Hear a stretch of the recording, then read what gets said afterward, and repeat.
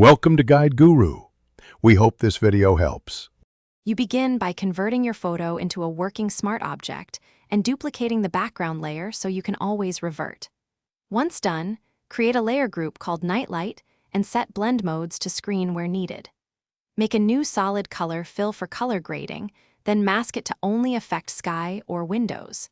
You do this now so subsequent dodging and color shifts remain editable. Make sure the document is in 8-bit or 16-bit, depending on file size. Next, you sculpt light. Place a new layer set to overlay or color and paint with a low opacity soft brush where streetlights or windows should glow. Once painted, duplicate that layer and apply Gaussian blur between 10 and 60 px to produce a bloom. Reduce opacity to taste.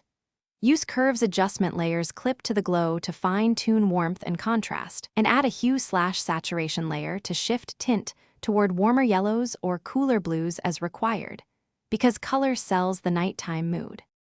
Finish by refining edges with layer masks and blend if sliders so the light interacts naturally with surfaces. You can mask out areas that should remain dark. Add a subtle high-pass sharpening on a merged luminosity copy to preserve detail without amplifying glow. Export a test JPEG and inspect at 100%. If the glow looks unrealistic or clipped, reduce the blurred layer opacity, decrease Gaussian radius, or desaturate the glow slightly. These quick fixes usually restore natural balance. Thanks for watching. Consider subscribing if we helped you today.